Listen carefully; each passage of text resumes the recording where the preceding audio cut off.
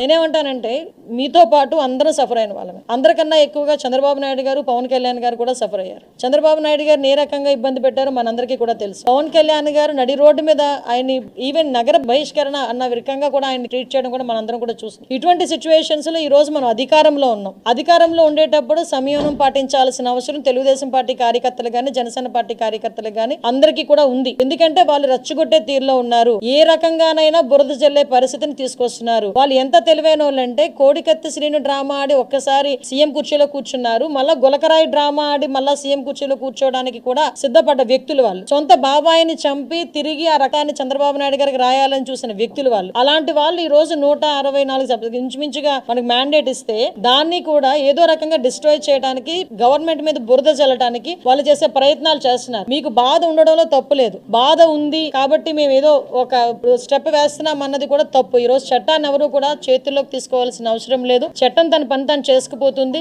దయచేసి ప్రతి ఒక్కరు కూడా సమయం పాటించండి. బోత్ పార్టీస్, నేనేం చెప్తానంటే బోత్ పార్టీస్ మన తాలూకా రాజకీయంగా మన ఉనికి కాపాడుకోవడానికో లేకపోతే బురద జల్లే కార్యక్రమానికో కామన్ పీపుల్ ని ఇబ్బందులు పెట్టే పరిస్థితి తెచ్చుకోకూడదు. దయచేసి ఈ విషయంలో ఎలాంటి వాళ్ళైనా అటువంటి సిచ్యువేషన్ క్రియేట్ చేస్తే గనక చట్టం తన పని తను చేసుకెళ్లిపోతుంది. లా విషయంలో ఎవరు కూడా అతీతులు కాదు. ఈ విషయం చెప్పడానికనే ఈ రోజు మీ అందరి దగ్గరికి రావడం జరిగింది. ఒకటే చెప్తున్నా, అన్ని పార్టీల వారికి, ఇటు వైఎస్ఆర్సీపీ పార్టీ వాళ్ళకి, టీడీపీ పార్టీ వాళ్ళకి, జనసేన వాళ్ళకి అందరికీ కూడా మనం చట్టాన్ని ఏ రోజు కూడా చేతుల్లోకి తీసుకోవద్దు. మనం చట్టాన్ని చేతుల్లోకి తీసుకొని వాళ్ళు చేసిన ట్రాప్ లో మనం పడొద్దు. నేను అది చెప్తున్నా, వాళ్ళు వేసిన ట్రాప్ లో అనవసరంగా మనం పడొద్దు. చట్టాన్ని ఎవరు కూడా చేతుల్లోకి తీసుకోకండి. ప్రతి ఒక్క అంశాలన్నీ గుర్తున్నాయి. గుర్తు లేకుండా ఎవ్వరూ లేరు. మర్చిపోయే సంఘటనలు జరగలే లాస్ట్ 5 సంవత్సరాల్లో. కాబట్టి దయచేసి అన్ని గుర్తున్నాయి.